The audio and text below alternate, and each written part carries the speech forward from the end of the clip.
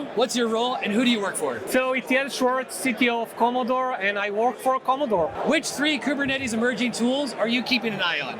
Yeah, I'll say 3 main tools is first of all GenAI and Kubernetes.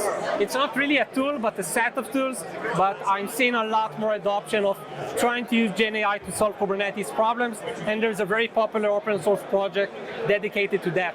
Second thing will be Backstage. I think it's already like won the fight of what is the most popular open source project on top of Kubernetes. We see all of our customers trying to adopt Backstage or one of the hosted like solutions, but it's getting a lot of popularity. And third, I'll be a bit more like front scene, like database on Kubernetes. We're seeing much more RDS, Mongo, Zookeeper running on top of Kubernetes, and I think like that's what's going to happen. And obviously like Commodore, like we help make Kubernetes simple.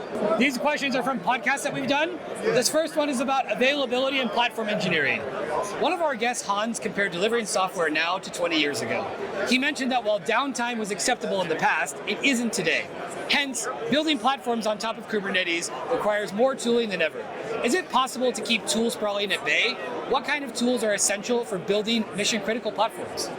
Yeah, that's a great question. So, is it possible to keep like a tool sprawl at bay? It is possible, but it's super hard. The easiest thing every time you have a problem in Kubernetes is to add another plugin, another add-on, another something that will magically solve your problems. In the end of the day, you're ending with so many different moving pieces, you don't really know what's happening. So you need a very strict team leading the vision of the product, of the technology, so you make sure that while solving the problems, you are not digging yourself a bigger and a bigger hole. I will say that now it is easier running on top of Kubernetes in a very high latency, low, like fault-tolerant environment. Like Kubernetes is more stable and it is easier, but tricky as always. Troubleshooting tips and the learning path.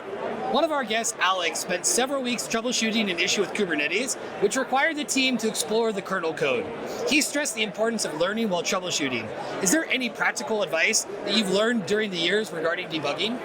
Yeah, like debugging the kernel code is not like the most common troubleshooting experience most people are experiencing.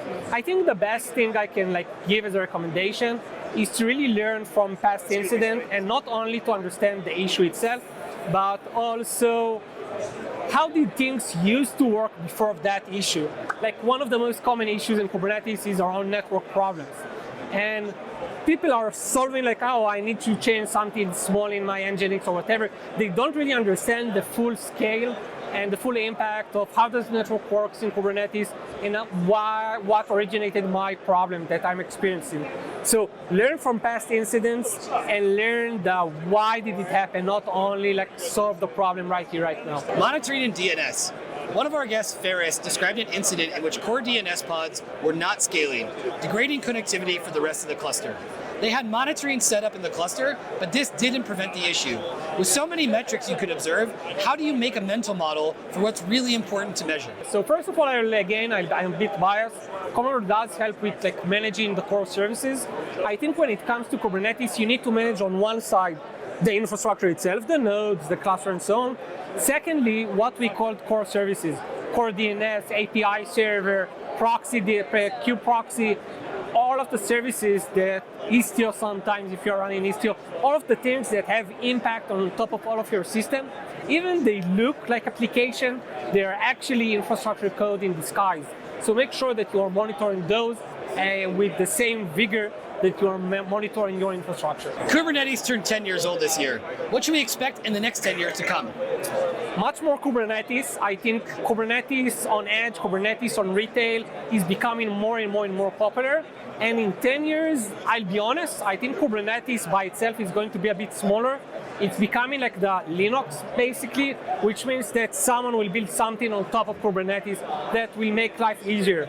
So I don't think in 10 years we are going to interact with all of the APIs, even if it is going to be Kubernetes that is running all of those things. Right now, what would you say, what is your least favorite Kubernetes feature? Hard to choose only one. I will go with the lack of history. Kubernetes is super emperor, And once issues happen, it's very hard to trace back and understand what happened, why did it happen, and like learn from it. So you're spending a lot of time monitoring. Kubernetes is really not troubleshooting focus in its core, and I think like that's one of its main problems. What's next for you? More Commodore. Like what we do is we simplify Kubernetes at scale. Luckily for us, Kubernetes is becoming more popular and more complex by the day. So keep on trying to find the places where we can like empower enterprises to get more from Kubernetes. How can people get in touch with you?